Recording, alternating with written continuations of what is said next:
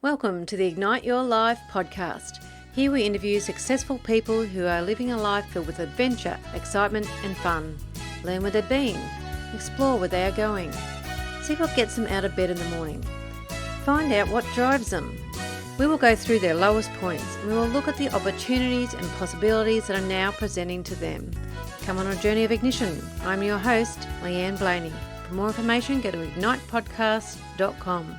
Let's ignite.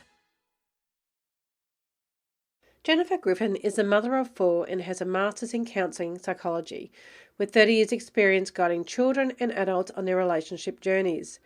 She's a DIY maven, especially with DIY healing techniques. Griffin's work has appeared in Elephant Journal, Midwifery Today and Amazing Mums. Her best-selling books are Understanding Your Child as a Spiritual Gift and Understanding Morning Sickness as a Gift. Hi Jennifer, welcome to the Ignite Your Life podcast. Thank you, Leanne. I'm happy to be here. I'm really excited to share your story, so shall we get started? That sounds great. Excellent. All right. Do you want to tell us a bit about where you are now? What's actually happening for you right now? Well, right now, I'm in the best time of my life. I'm married to an amazing, loving school teacher, living the life of my dreams, life schooling 4 fantastic children who are ages 7 through 17. And in the past 2 years, I've put out 2 books, Understanding Your Child as a Spiritual Gift and Understanding Morning Sickness as a Gift. Would it kept you busy? Yes, it has kept me very busy. Do you want to tell us a bit about your story, where you'd been to get to this point? Well, I was married before to in a domestically violent relationship with someone who was dealing drugs and became a heroin addict. And I woke up and decided, wow, how did I get here? Something must have happened in my life. I didn't want to play total victim of poor me. How, can you believe that he did this and that and the other thing? I had to really start to look at myself and say, how did I attract this into my life? So this happened when I had my first child, who was just barely 1 year old. And it was a huge wake-up call.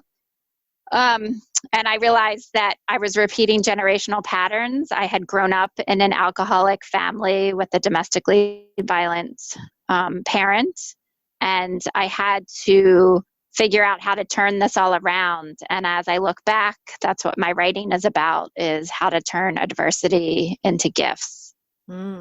Yeah. So when you actually had your child, now one, was that the tipping point for change for you? Was it like a lightning bolt, or what actually happened? Yes and no. It was a lightning bolt to wake up, and the lightning bolt was watching her shake. The dogs always used to shake when he would flip out and scream and break furniture and hit things. And I would always watch them shaking, but holding a baby in your arms and going through that was what really woke me up. But then it was a slower process of trying to figure out how to heal myself from the situation I was in. And it happened over several years. With my first 2 pregnancies and my first marriage, I had something called hyperemesis gravidarum. And as I explored my healing and learned more about alternative health, I learned how all of this was, my hyperemesis was a manifestation of what wasn't going right in my life around me. And so what sort of journey did you go on? Did you do personal development things, or did you just try to take one step at a time? When I woke up in this divorce, I was strangely in a master's in counseling program. So I finished my master's in counseling program, and I did some spiritual work, got more and more spiritual, hadn't had spirituality in my life, and I started to work on manifesting what I wanted in my life. I fortunately had a home birth, before. So the journey with midwives opened you up to so much knowledge that has been lost in the cultures throughout the world. So I was really getting back in touch with some native knowledge, which was so powerful. So it was a combination of emotional, physical, and spiritual healing that pulled me out of it. Yeah. When you were going along on your journey, did you have some challenges that you thought, well, I just don't want to keep going? You wanted to just throw the towel in? The hyperemesis had to be, that's a severe morning sickness where you need medical intervention like IVs just to keep going. And it's like having the stomach flu 24 hours a day. And for me, my hyperemesis lasted all 9 months of the pregnancies. So I definitely wanted to throw the towel in so much. However, I also was brought up in a very disciplined household. So I would draw upon that. And I really wanted to figure out why I was in this situation and how to get out of it, which led me to write my master's thesis on the illness. And then my most recent book was about how I transformed the illness. And in my last pregnancy, did not have hyperemesis because of all the healing work I had done. Yeah, yeah. So when you had the challenges like not being well for the whole 9 months, and then what kept you putting one foot in front of the other? Did you have a vision for the end of it, or what actually happened?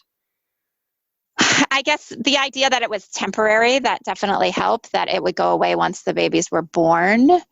And there was something internal that told me I wasn't done having children. So I needed to just keep going. And I, along this journey, fell in love with being a stay-at-home mom. And that really kept me going, how much that worked for me and how much I needed to do it and how much it was my soul's calling to do. So it kept me wanting to keep going through these pregnancies. What about with the books? What made you want to start, writing some books and getting your message out there? Well, my is about children and how they have uncontrollable tantrums or crying. My second child cried for 2.5 straight years until we realized she was expressing my husband's unexpressed feelings. So I really asked the spirit why, I see that they're connected and I see what's going on with my husband and my daughter, but why am I in this? Like, what's my role in this? And the spirit answered, you have a master's in counseling and people have always told you to write a book. It was more about my more wild life beforehand that people had referred to, not necessarily this, but it all came to me that, I'm supposed to write a book about this and share this phenomenon that's rarely talked about with everyone else. So that was the motivation. So what about an ignition point? When has life really started taking off for you? I think when I gave birth, for the first time, my first birth was a miscarriage, but it was at home and it was a super powerful experience.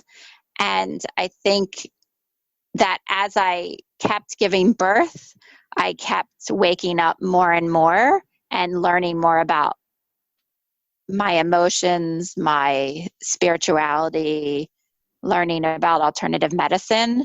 And ultimately, when I met my current husband, we've been together for over 15 years, I think really helped ground me and give me that foundation so that I could complete my healing. Yeah. And from that journey and, meeting your husband and going along there, what sort of new possibilities have opened up for you? Well, I think that now that I'm finally in a safe place, I can really look at everything and do deeper and deeper levels of healing. And I think all along it's kind of tricky because even when I wasn't in a safe place, I still needed to continue to heal and work on getting into a safe place. And then when I met my husband, and he had been in also an abusive relationship before, we really could heal so much more because we really know how to support each other. And like looking towards the future, I know that you've come onto the podcast because of the 1,000 Ripple Effect. What's the most exciting thing you're looking forward to? Grandchildren. I can't wait to have grandchildren. I've always wanted to be a grandparent. Yeah. I'm a grandmother. I love it. Oh, lucky you. Yes. Yeah.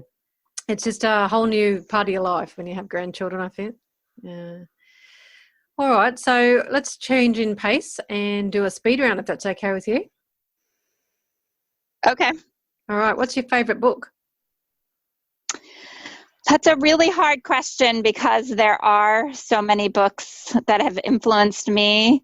Most recently, I read Let Your Spirit Guide Speak by Deborah Engel, and I really enjoyed how simple yet powerful. I love the book Ishmael by Daniel Quinn. I love everything by Douglas Copeland. I love teen young adult fiction, and John Green is so fantastic. Some great ones there. Who's a mentor figure that's helped you the most? I think my midwives, my acupuncturist, and my grandmother. What daily ritual works best for you? Naming 5 things that I'm grateful for. Yeah, it's a great one, isn't it? Just makes you so grateful for the whole world when you do it every day. And I feel I really love anything that's simple yet powerful that you could do anytime. And I feel that it so easily starts to change what you think about and what you attract to you when you do that simple exercise.